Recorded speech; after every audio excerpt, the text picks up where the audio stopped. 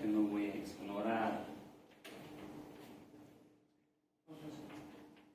Un hábito que tenemos que tener es la de colocar una almohadita debajo de las rodillas, debajo de las rodillas, ya ahí, para que un poco relaje la musculatura abdominal y no sea fácil la exploración de estos pacientes, ¿no?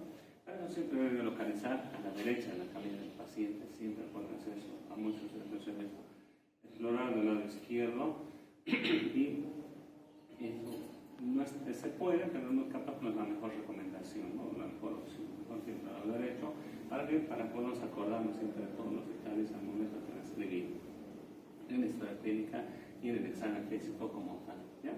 Entonces, para eso vamos a pedir a los pacientes que se descubran la barriga, hasta ahí un poquito más, hasta ahí, y tu ropa un poquito más hacia la cara, llévate, un poco más, ahí está bien.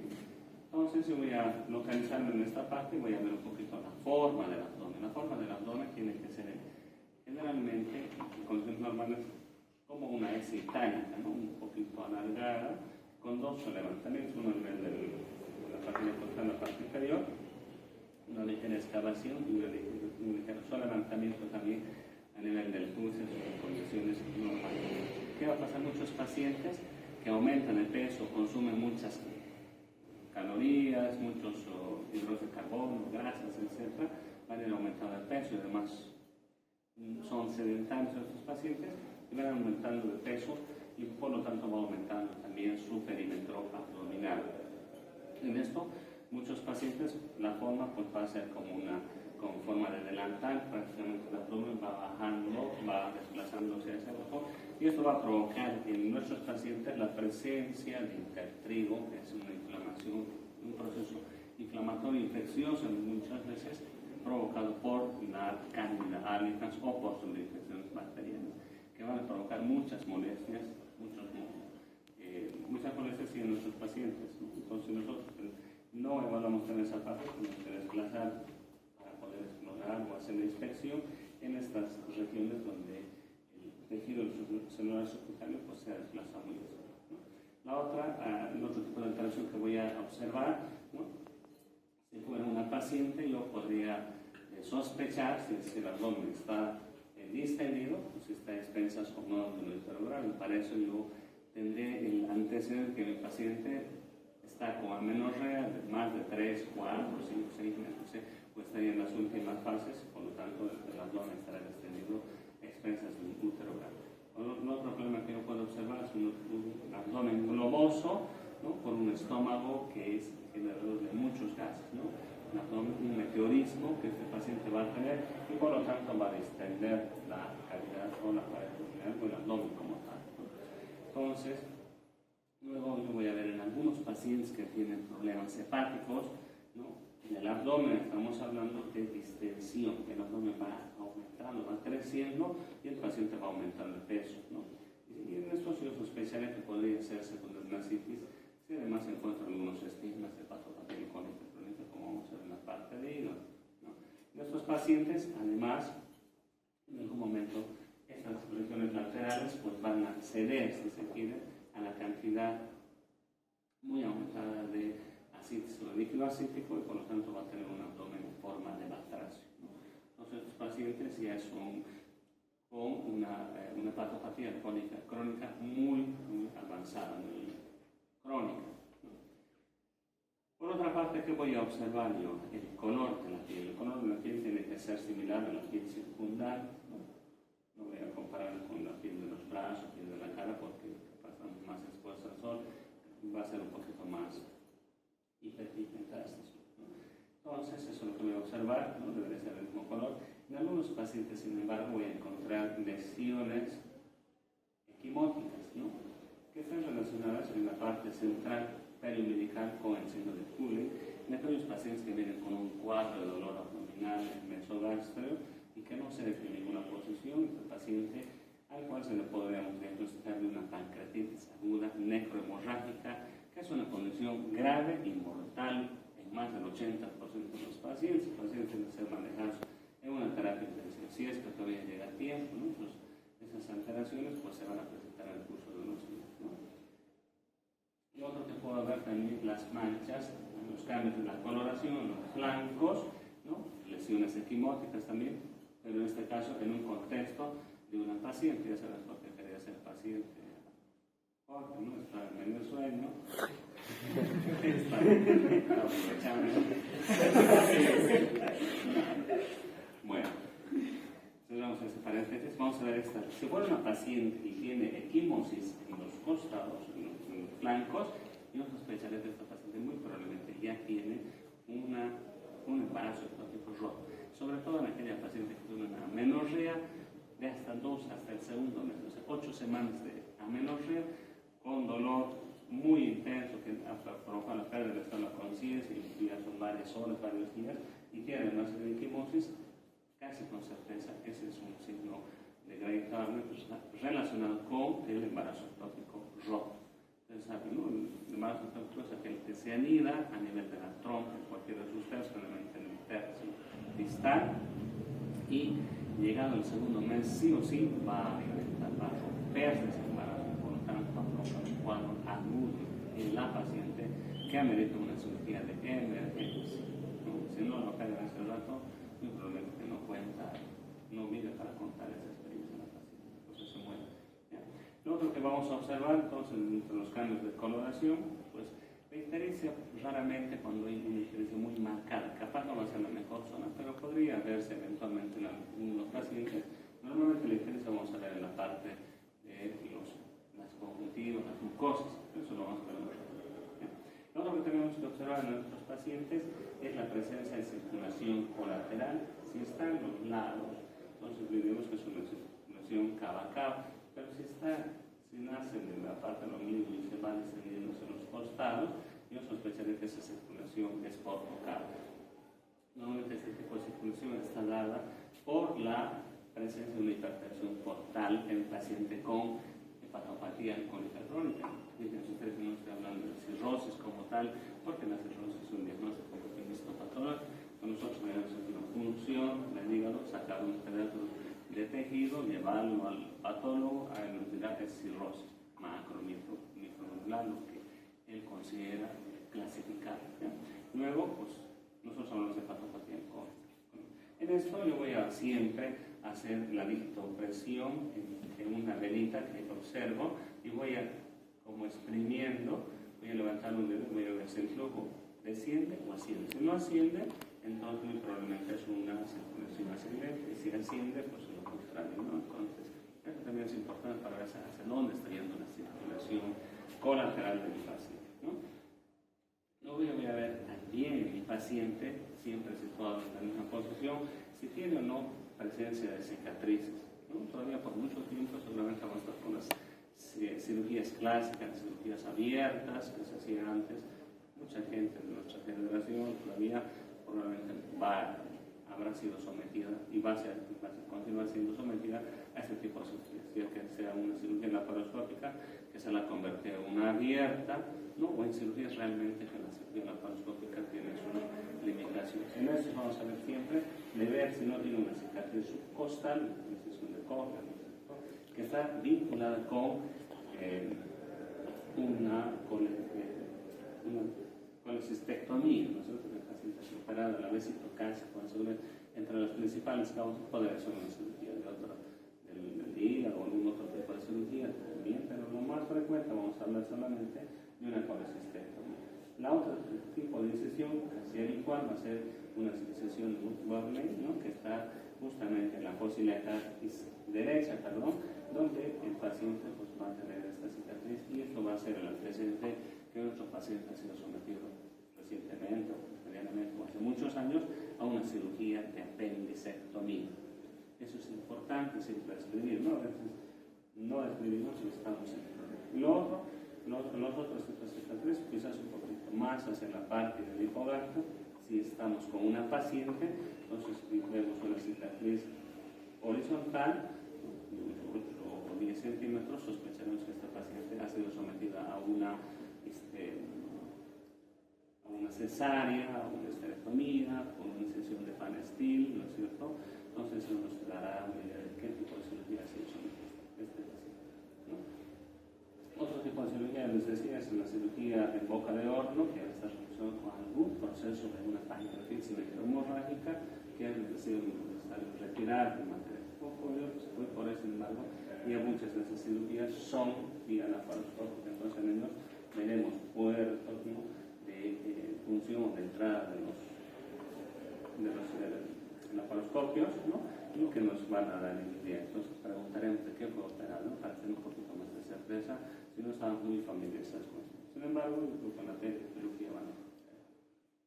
Lo que podemos ver también es una cicatriz en la región lateral, ¿no?, en el flanco izquierdo, en todo caso, relacionado con el flanco derecho, relacionados con nefrectomías o trasplante renal, también que puede estar muy relacionado con estas dos entidades, o algunos otros tipos.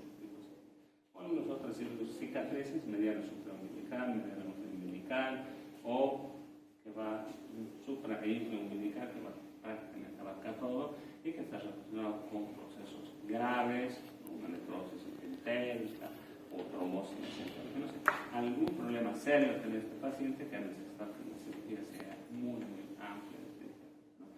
Y lo otro que podemos observar, ¿no?, es aparte de las cicatrices, eso es importante, les decía, porque cuando no observamos y pedimos un examen, podemos cometer el error de pedir una ecografía sospechando de apendicitis aguda, y sin embargo el paciente ha sido sometido a apendicectomía, ¿no? Lo otro que vamos a observar son la presencia de las estrías, ¿no? Las estrías, si un paciente, por ejemplo, en principios de año, a mediados de año, hace un año, en julio del año pasado, pesaba 80 o 90 kilos o 120 kilos, de repente ha hecho un régimen, se ha enfermado, ha tomado algunos tratamientos, o un operado, o si es una paciente embarazada y ha tenido su bebé recientemente, 2 o 3 meses, entonces este tipo de pacientes van a tener necesariamente unas estrías, ¿no?, porque la piel, como se distiende tanto con la obesidad o con el embarazo, nos va a jalar. Entonces, en el momento que baja de peso o tiende a dar a luz la paciente, pues van a formarse estas estrías blanco-nacaradas que nada más reflejan eso. Son estrías, entre comillas, benignas, digamos, que se van a resolver en el curso del tiempo. El otro problema, el otro tipo de estrías que podemos observar si el paciente tiene la paz luna llena, ¿no es cierto?, el cuello de búfalo, tiene hipertricosis facial en las extremidades, en el abdomen, etc. Entonces tiene debilidad en la piel inferior, tiene fragilidad capilar, justamente a raíz de la fragilidad capilar, vamos a ver también esas estrías rojovioláceas que están relacionadas con el síndrome de Cushing, hipercortisolismo, y que no podemos dejar de sospechar mientras no hagamos los exámenes complementarios para confirmar o descartar esta posibilidad, ¿ya? Luego en esto pues tenemos que ver también de manera pasiva todo esto. Vamos a ver los movimientos un poquito peristálticos en algunos pacientes, el peristaltismo de lucha que podría haber en algunas zonas, ¿no?, donde existe una estenosis, una estrechez, una obstrucción parcial al flujo de los alimentos, al tránsito de los alimentos, que se presenta después de que el paciente consume. Muchos de los pacientes van a tener el denominado tumor fantasma. Cuando vienen a la consulta, 6 horas después que se han alimentado, pues desaparece. Uno haciendo nuevamente el interrogatorio, preguntándole nuevamente al paciente, entonces nos revelará que ese tumor aparece casi después de comer, a los pocos minutos, y empieza a moverse. Entonces es un tránsito que trata de vencer el flujo, el tránsito intestinal, la obstrucción que tiene. Luego, yo veo también asimetrías en el paciente. La presencia de asimetrías me hará sospechar de misomegalias o tumores o algún tipo de masa. Por ejemplo, si estoy con un paciente joven, menor de 15 años, que hace poquito ha venido a la consulta, por ejemplo, por un chagón de inoculación, de repente está con una hepatoesplenomegalia, ¿no? Entonces yo puedo observar a simple vista un aumento de volumen de la hepatomegalia que va a formar como una masa, y una esplenomegalia también que puede estar sobresaliendo ya el reborde costal derecho o definitivamente izquierdo o definitivamente rebasado. Entonces, y lo mismo con algunos otros tipos de masas o tumores, ¿no?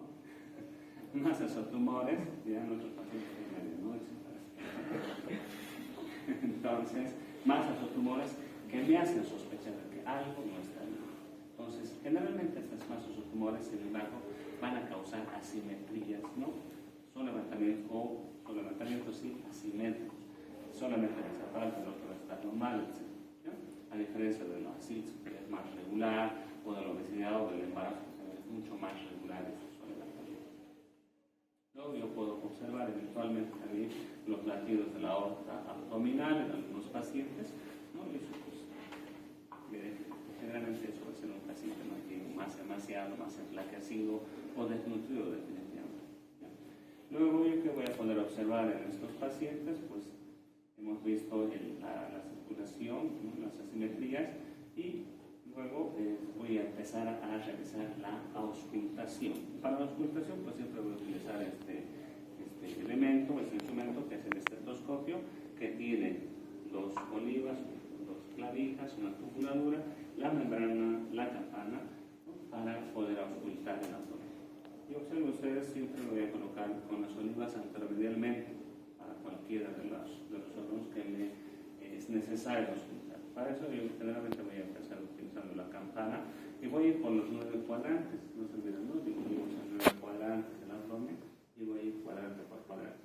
Primero voy a auscultar el hipocondrio derecho, luego el epigastrio, luego el hipocondrio izquierdo, flanco izquierdo, posiliaca izquierda, el hipogastrio, la posiliaca derecha, flanco derecho, y finalmente voy a terminar siempre en el mesogastrio.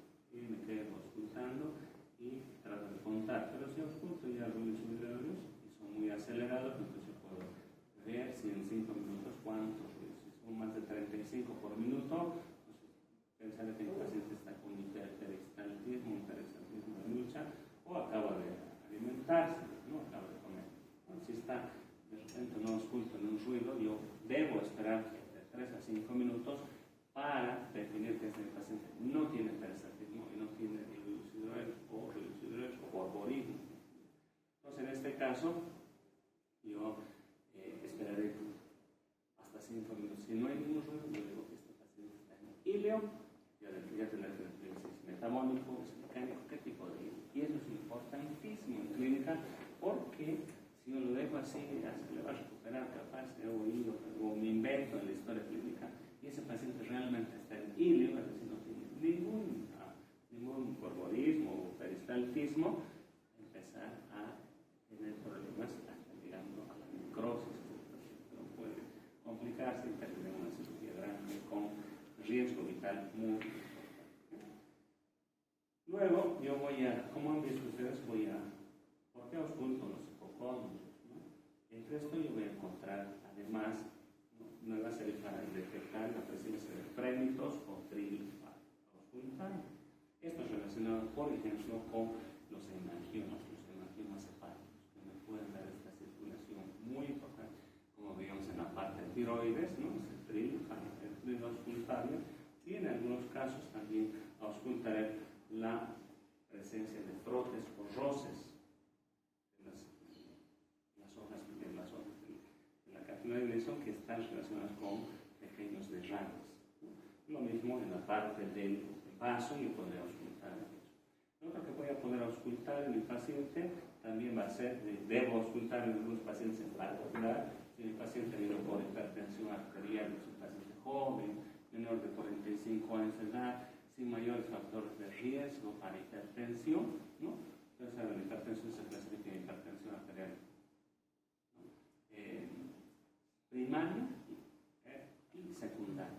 Hoy en día la secundaria pues, se debe a muchos factores, entre ellas esta la que vamos a explorar, que es de origen o de causa renal. Para eso voy a utilizar habitualmente la campana y voy a colocar mi estetoscopio más o menos a 2 centímetros por encima del ombligo y por fuera del músculo recto hacia profundidad. Trato de presionar, mientras el paciente no recibe ninguna queja, pues voy a explorar un lado y luego en un punto similar en el lado contralateral. Normalmente no debería escuchar ningún ruido al sístolo diastólico que abarca ambas fases, yo puedo sospechar que esta paciente tiene una estenosis de las arterias renales. Entonces, podría ser la causa de hipertensión arterial en este paciente como causa secundaria. Y lo que es importante también en esta auscultación, nuestro punto es que uno puede iniciar un tratamiento, ¿no?, con algunos medicamentos en particular. Estamos hablando de los IECAS, ¿saben lo que son IECAS? ¿No? Los inhibidores de la enzima convertidora de angiotensina, que si Dios no le da, nos va a provocar un espasmo y hasta ahí llegaron sus riñones. Eso es una emergencia, lo tengo pronto, inclusive en minutos horas, va a entrar en oliguria, en anuria, sus riñones van a estar complicados, ¿no? Luego yo voy a pasar un poquito más hacia abajo, ya por debajo del ombligo, más o menos hacia afuera, como yendo hacia la posibilidad acá, a auscultar las arterias ilíacas.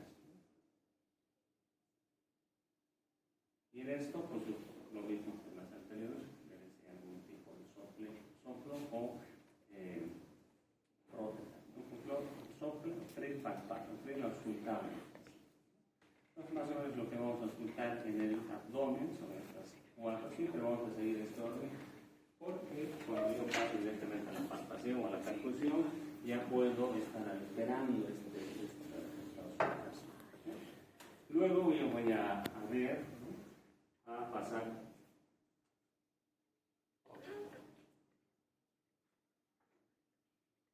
a la percusión. La percusión, que vamos a utilizar la misma técnica de la de tórax, ¿no? Hemos visto para el dígito vertical de cerrar con el dedo, ambos dedos, uno flexímetro y el otro percutor, la misma técnica, con el dedo de la mano. La diferencia en este caso es que solamente voy a hacer un solo golpe. No voy a hacer doble, sino un solo golpe. Entonces voy a percutir igual, continúo con esta división topográfica que he realizado. Voy a realizar una percusión radial.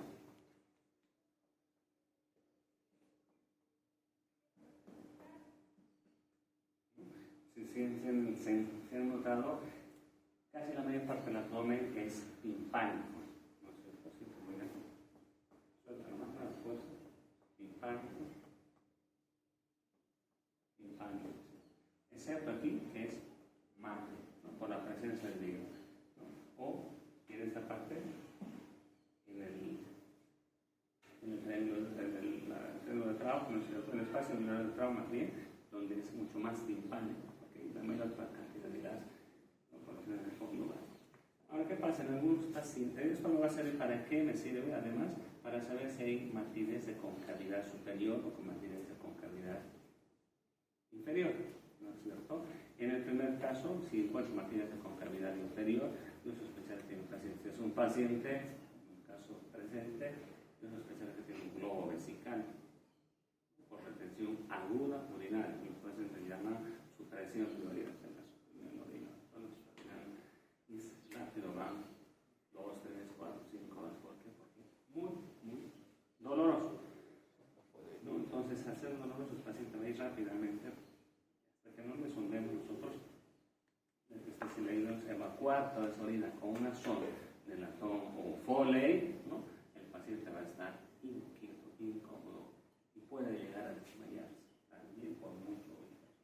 Ahora estamos frente a una paciente de edad fértil, entre 15 a 45 años, ¿no?, y que nosotros encontramos matidez en esta zona y le preguntamos si se ha orinado o si no está con ganas de orinar, etc., o está reteniendo orina, ¿no? Entonces, si nos dice no, la respuesta es no, sospecharemos nosotros que podría estar, ¿no?, podría corresponder esto a un embarazo precoz, un embarazo es inicial, ¿no?, en los primeros 3 meses, más o menos 10 a 12 semanas de embarazo. Normalmente en ginecología, la verdad que los tiempos hablamos en semanas más que en meses, ¿no? Entonces serán unos 10 a 12 semanas de embarazo y de esta paciente ya por la historia clínica yo sabré cuándo fue su última menstruación. Por eso es importantísimo que usted jamás se olvide a una mujer de edad fértil la fecha de su última menstruación. ¿Cuándo fue su última? Algunas también dicen, Y otras pacientes dicen, sí, fue hace, creo, hace 2 semanas y media, algo así, no me acuerdo. Y algunas que son un poquito más ordenadas, buscan en su celular, ¿no? Tienen aplicaciones, y en las aplicaciones que sí, pues empezó tal día y terminó tal día, te dice exactamente. Y eso es importante, siempre educarlas a nuestras pacientes, porque eso nos va a servir también para, ¿no?, ver cualquier alteración en el ritmo menstrual que está teniendo. Y en este caso, pues si está mal en esta parte, yo sospecharé que esta paciente tiene probablemente un embarazo inicial, ¿no?, menos de 3 meses. Ya porque aparte del cuarto, ya sobrepasa esta línea y se va a hacer mucho más arriba. Lo otro que cuando he percutido y he llegado al flanco izquierdo, ¿no es cierto?, a la ciliaca izquierda, ¿no?, y está mal, incluso un poquito más arriba por el flanco, yo puedo sospechar, preguntar a mi paciente si esta mañana entró o no entró a evacuar, ¿no?, puede estar constipado, y si está constipado, ¿cuántos días? Esto está relacionado, esta matidez que puede encontrar en estos pacientes, a un fecanoma, una implantación fecal, a una constipación ya prolongada, ¿no? Entonces, eso va a desaparecer una vez que el paciente evacúa. Lo otro que voy a observar, les decía, es que cuando yo estoy percutiendo en el hipocóndilo derecho, levanto manos hacia arriba, por favor, manos izquierdas, yo percuto y voy a encontrar timpanismo en una zona donde debería ser magna. ¿Qué le voy a pedir al paciente? Gírate, por favor, hacia el lado izquierdo, sin levantar mi dedo, observen ustedes, y voy a percutir nuevamente. Y normalmente, en condiciones regulares, debería volver su matidez, ¿no? Si vuelve su matidez, quiere decir que el paciente tiene una interpuesta entre la pared costal y el hígado, un asa intestinal, generalmente el transverso, no el transverso, o el mismo transverso que está muy metido ahí, que se mete, que no tiene mayor relevancia clínica. Vuelve normalmente. Ahora, si estoy en un contexto de un paciente, una sala de emergencias, ¿no?, estamos todos alborotados, haciendo las cosas rápidas, el paciente viene con mucho dolor, está con fiebre, con tiene un compromiso del estado general, lo vemos mal, ¿no?, agudamente enfermo, eso es lo que se describe en la parte del examen general, por si acaso, ¿no?, agudamente enfermo, mal, febril, con taquipnea, con taquicardia, etcétera, orientado en las 3 esferas, etcétera, no se lo conocía, no sé, y de repente está con mucho dolor, no encuentra una posición, etcétera, y ya han pasado más de 12 horas, por ejemplo, del dolor. Cuando nosotros interrogamos, empezó en el epigato, se fue hacia el periorbital y finalmente se irradió y se localizó en la fosa ilíaca derecha, y ese paciente, por lo demás, no tiene otra patología. Yo sospecharía que este paciente tiene una apendicitis, ¿no?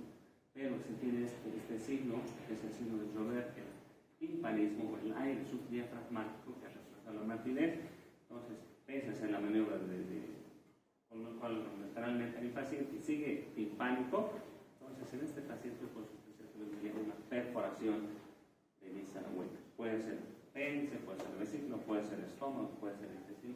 Alguna víscera hueca se ha perforado y lo que estamos notando, evidenciando, es la presencia del aire subdiafragmático o signo de Joubert, ¿no?, que cuando nosotros hacemos, a ver, te giro nuevamente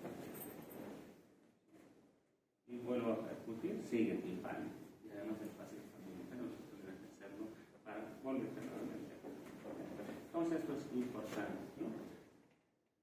Entonces en esto yo voy a poder percutir. Entonces lo mismo en este lado, cuando yo voy percutiendo me encuentro matidez en la zona del epigastrio, luego con el espacio cilindro-neutral, yo puedo sospechar muchas cosas. Primero, lo más frecuente quizás es que el lóbulo hepático izquierdo, el lóbulo izquierdo, ha crecido, o sea, desarrollado la portamedra, es muy importante, que está ahí empezando a obstruir esta zona y los hallazgos normales. Lo que puedo sospechar es que el paciente tenga un derrame pleural, un derrame pericárdico o algún otro problema que está haciendo que la matidez sea evidente antes que el timpanismo.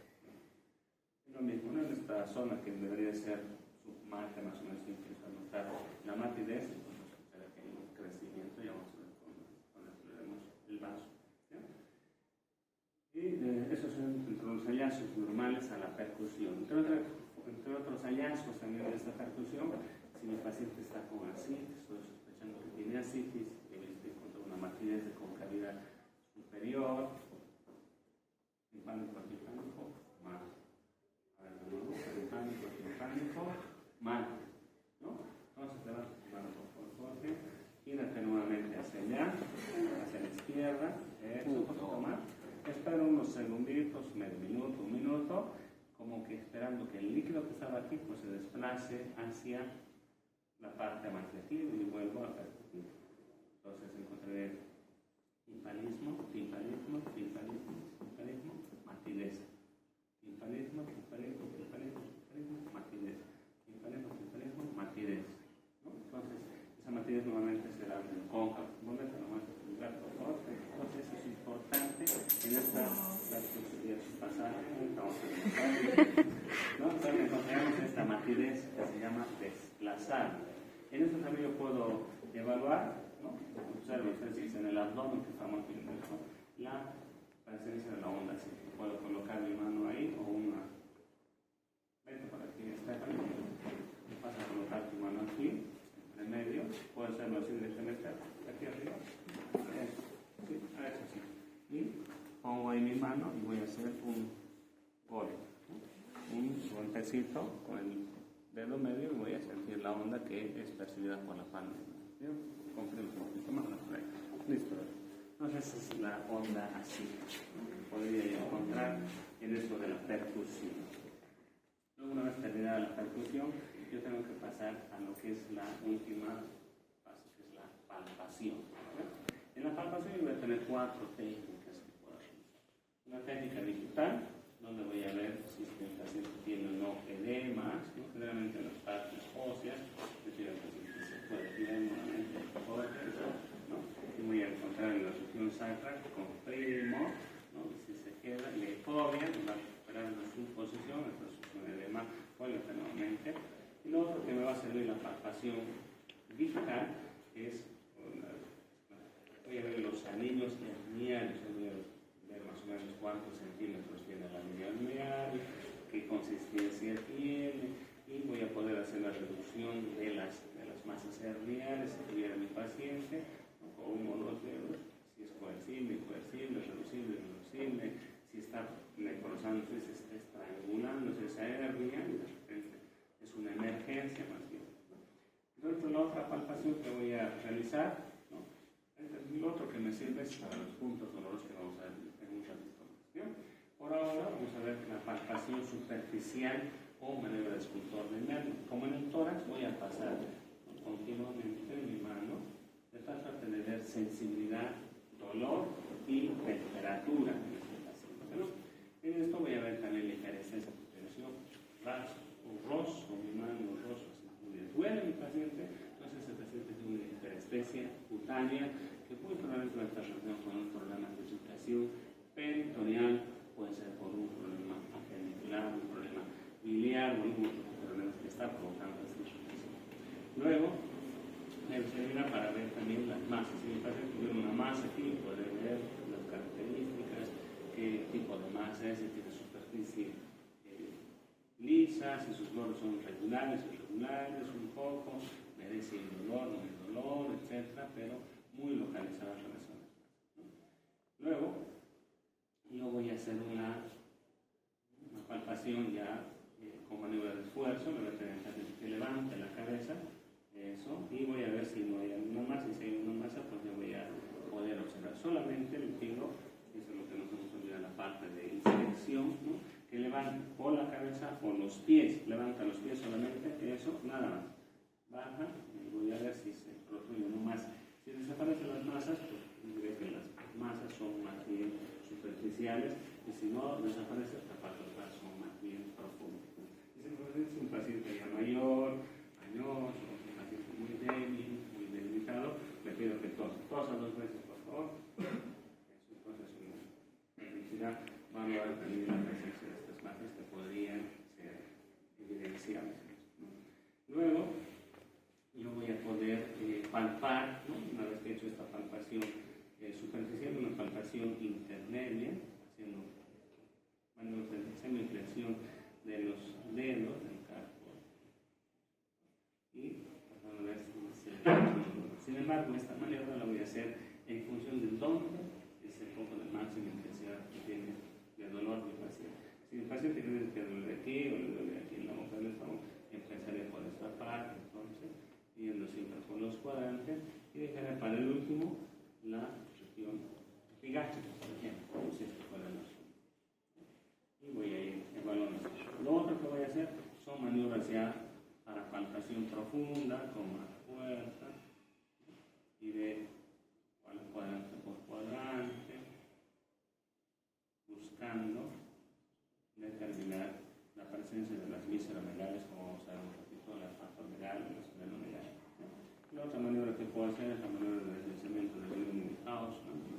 Es un que nos sirve para sigmoides o para ciegos también, ¿no? Luego, después de la palpación, entonces con eso terminamos esta parte de la exploración general del abdomen. Entonces, si hay una pregunta, algo más